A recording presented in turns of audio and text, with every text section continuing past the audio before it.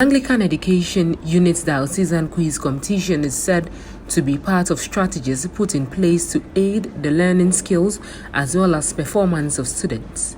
The grand finale of the Greater Accra edition took off at the premises of the Holy Trinity Cathedral in Accra, with both the primary and JHS pupils equally taking part. Speaking in an interview with Adwa News, the regional manager of the Anglican Education Unit, Mrs. Marian Cobblah, gave the rationale behind the quiz. Yes, we realized that for some time now, the school children are not performing. So in our quest to beef up the performance level, we decided that we will do this quiz competition. Because you all know that quizzes are informal assessments, and it always puts students on their toes, the teachers, because they don't know which questions are going to be asked. So at every point in time, they are ready to learn, and hence this quiz competition. The aim, she equally stated, was to achieve the following purposes. We intend to, like I said earlier, to uplift the standard of our schools. As this quiz started right in April from the school level, and as it progresses, we realize that there are certain areas they are defaulting in terms of facilitating. So when the teachers come together, they look at where they had faulting, and then they try to make up amends. And when you look at the sciences, the problem of the day, you see the way they solve the questions.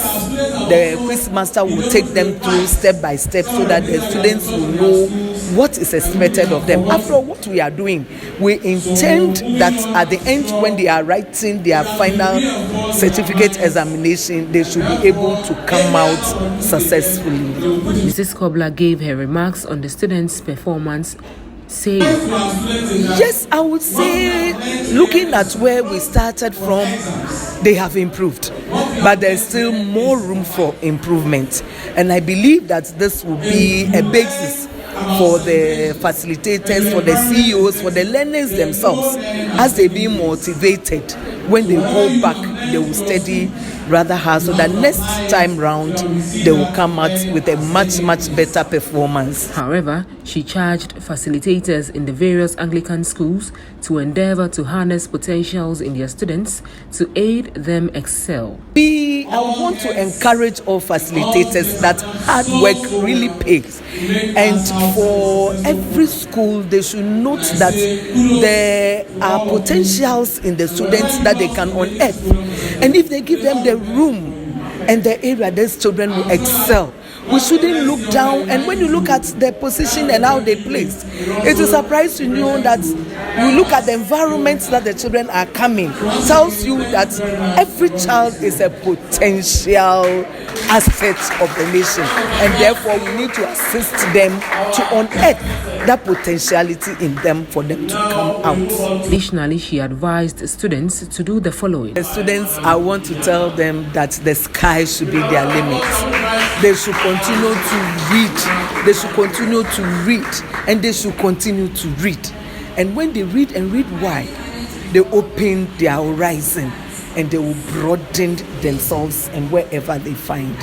The ceremonial chairperson for the competition, Mr. Eugene Lai, while commending the facilitators and students, had this to say. Very well. It shows that the facilitators are doing a lot of work in their schools. Those who might not have done the first place, just keep working harder.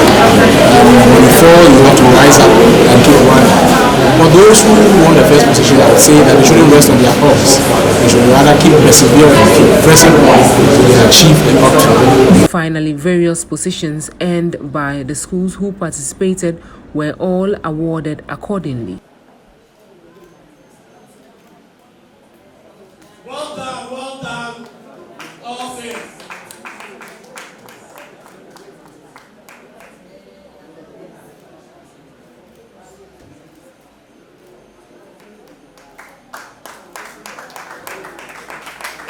The last one is the first position for the primary. We left out your shelf.